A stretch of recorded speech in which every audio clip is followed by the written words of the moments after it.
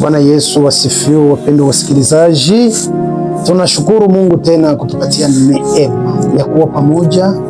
Tulisema hapo awali ya kwamba somo juu ya madhara ya uzinzi na uasherati litakuwa na vipindi kadha wa kadha, na leo sasa tunaingia kwa kipindi cha 3. Somo kubwa letu ni madhara ya uzinzi na uasherati, lakini kwa somo ndogo tunataka kuzungumza ya kwamba uzinzi na uasherati ni dhambi ya kukosa akili. Uzinzi na uasherati ni dhambi ya kukosa akili. Hebu tuombe Mungu. Baba, asante tena, maana leo umetukubali. Tuko tena hapa kwa ajili ya neno lako. Jina lako litukuzwe, jina lako limidiwe. Uwe pamoja nasi mwanzo mpaka mwisho. Tembea pamoja nasi katika somo hili. Bwana, tunahitaji Roho Mtakatifu aongoze kila kitu. Roho Mtakatifu atawale mwanzo wa somo mpaka mwisho wa kipindi cha leo, kwa jina la Yesu Kristo, amen. Na tusome mara moja neno la Mungu kwa Injili ya Bwana Yesu kama vile alivyoandika Mathayo sura yake ya 5 mstari wa 22 au 22. Lakini mimi ninawaambia, mtu yeyote anayemkasirikia ndugu yake anapaswa hukumiwa, naye anayemwambia ndugu yake hauna akili wewe, anapaswa kupelekwa kwenye tribunali kubwa, naye anayemwambia uko mwenda wazimu anastahili kutupwa katika Jehanamu. Amen. Tunasoma andiko lingine katika Mezali sura 6 mstari wa 32 mpaka 33. Nasema hivi: anayezini hana akili kabisa, anajiangamiza yeye mwenyewe, atapata vidonda na madharau, haya atakayoyapata haitatoka juu yake. Amen. Hizi ni kama vile shairi mbili ambazo zinapingana kabisa.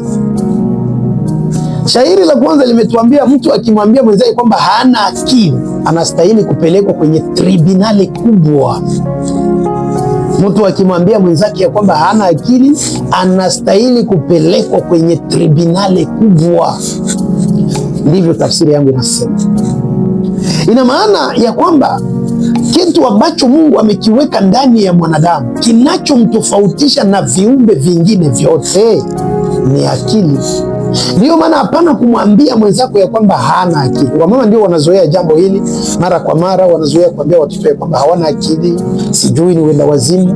Lakini Biblia imetuambia ukiambia mtu ya kwamba hana akili, wewe kama ni kufungwa unahitaji kufungwa kwenye tribunali kuu. Lakini pia ukimwambia yeye ni mwenda wazimu, mara moja unastahili kwenda Jehanamu. Ile ni neno la Mungu. Hapana kusahau, mpendwa msikilizaji na mtazamaji, somo letu tungali katika somo kubwa la madhara juu ya uzinzi na uasherati. Lakini kwa leo tunazungumzia nukta inayosema uzinzi na uasherati ni dhambi ya kukosa akili.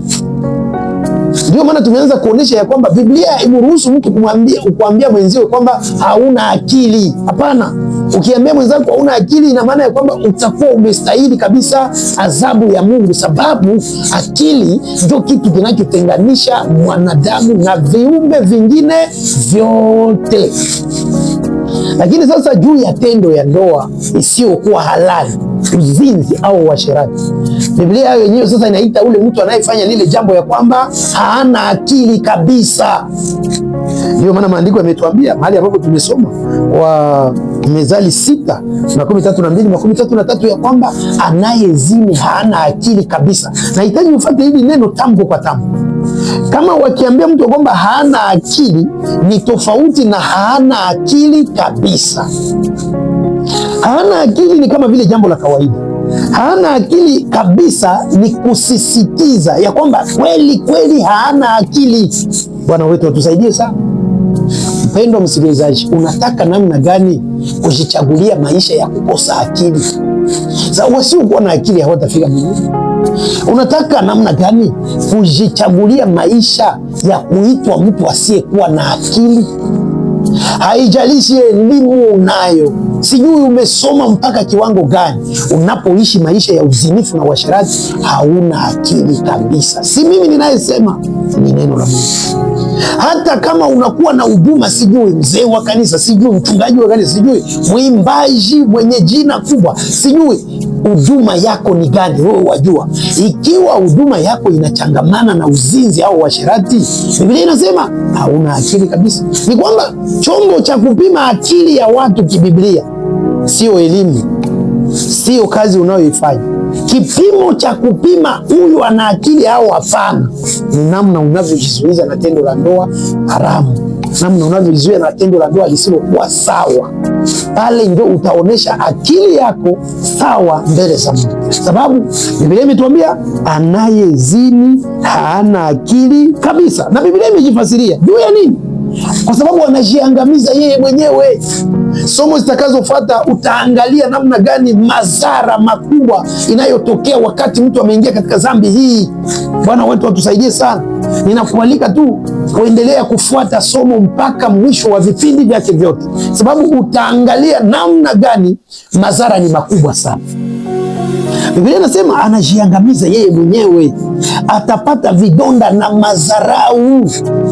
Na Biblia inaendelea kwamba haya atakayopata haitatoka juu yake kamwe. Bwana wetu watusaidie sana. Mfano, wewe umeolewa, unakuwa na mume wako, lakini kabla hujaolewa ulikuwa unapitia uzina, uasherati na mtu fulani. Alafu uko na mume wako, mko mnatembea na mnakutana na yule mtu, utajisikia namna gani? Hata kama hakuna mtu anayejua, lakini ndani yako utakuta tu kwamba kuna kasoro. Bwana wetu atusaidie sana. Anayezini hana akili kabisa. Nataka leo uamue kabisa na hasira ya kwamba ninatoka ndani ya chama cha watu wasiokuwa na akili, na sasa ninarudi katika mapenzi ya Mungu. Niachane na uzinifu, niachane na uasherati, ili na mimi nihesabiwe mwenye akili mbele za Mungu na mbele za watu. Bwana wetu watusaidie sana. Kama ukisoma Hosea sura 4 ule mstari wa 11, Biblia inasema hivi: uasherati, divai mpya na ya zamani vinaondoa maarifa. Kwa tafsiri nyingine, divai mpya na ya zamani huondoa maarifa. Na tafsiri ya tatu, uzinzi na divai mpya huondoa fahamu za wanadamu. Hata kama mtu alikuwa na akili namna gani, fahamu namna gani, anapoingia katika mambo haya ya uzinzi, uasherati, inaondoa fahamu, inaondoa akili, inaondoa maarifa. Ndio maana usishangae kuona mtu anapokea mshahara mkubwa, ni mtu ambaye anakuwa na cheo kikubwa, kazi nzuri, wenzake wafanyakazi wamejenga manyumba, wameuza magari, wameendelea na jamaa zao zimeendelea, lakini huyu ambaye amechagua uzinzi katika maisha yake, utashangaa kufika kwake bado yeye hajakuwa na nyumba, anakuwa mpangaji, anapanga mahali pengine. Sababu gani? Sababu hali yake, dhambi anayoitembelea imekwisha kuondoa nini? Akili. Hili ni neno la Mungu, wala hauwezi kulipinga. Linasema ya kwamba dhambi hii ya uzinzi, mtu anayezini hana akili kabisa. Sasa wewe ni kiongozi, lakini mzinifu mkubwa, unawezaje kuongoza watu na hauna akili? Hata kama unakuwa na akili na kuruhusu kufanya kazi ofisini, lakini bado wewe mzinifu mkubwa, mwasherati mkubwa, Biblia inasema hauna akili. Kwa nini ukubali kuitwa usiyekuwa na akili kwa ajili ya jambo kama hili? Amua kutoka ndani ya uzinifu, amua kutoka ndani ya uasherati, kusudi uwe mwenye akili timamu mbele za Mungu. Pendwa msikilizaji, hili jambo ndio tulitaka tena leo kuligusia, kulizungumzia, ya kwamba mtenda dhambi, mzinifu, mwasherati hana akili kabisa. Na kutakia leo toka miongoni mwa watu wasiokuwa na akili, na kutakia leo toka miongoni mwa watu ambao hawana fahamu, hawana maarifa. Acha uzinifu, acha uzinzi, rudi katika mapenzi ya Mungu. Kusudi ufanye nini? Kusudi uitwe mwenye akili. Unapana zawadi kwa watoto wasio wako, unapana zawadi kwa mke asio wako, wakati ambapo mke wako anasumbuka, na unajiita kwamba una akili kweli. Ina maana kwamba kweli mzinzi hana akili. Ungekuwa na akili, ungefanya mazuri nyumbani kwako na ungeonekana mwenye kuendelesha jamaa yako na maisha yako. Una akili wewe kweli? Unakwenda kuzini kisha unarudi na magonjwa, na tena yale magonjwa nao unayaleta ndani ya nyumba yako kweli? Biblia haikusema bongo ya kwamba mtu anayezini hana akili kabisa. Nataka ukuombea Mungu akusaidie kusudi usimame imara na utoke miongoni mwa watu wasiokuwa na akili. Fuata vipindi vinavyofuata kwa mengine juu ya somo hili hadi mwisho. Baba, katika jina la Yesu Kristo, asante. Tunasema asante, maana umeruhusu kwamba tena leo tuendelee katika somo hili.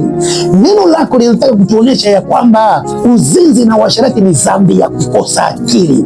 Nataka huyu msikilizaji, huyu mtazamaji aamue kutoka ndani ya chama ya watu wasiokuwa na akili, na sasa aamue kurudi miongoni mwa watu wenye akili. Ndiyo sababu mambo anayoyafanya yatamwangamiza mwenyewe. Uzinifu huu utamletea magonjwa, ataangamia. Uzinifu huu utamfanya nyumba yake ipate matatizo, wakati ambapo anatoa pesa kwa watu wengine huko nje. Ndio maana rudisha fahamu na akili zake, aamue kuacha uzinzi na uasherati, arudi tena katika njia zako na katika mapenzi yako. Naomba nikiamini ya kwamba Roho wako atamgusa huyu msikilizaji, atamgusa huyu mtazamaji, na wote waamue kuacha uzinzi na kukurudi wewe, kwa jina la Yesu Kristo, amen.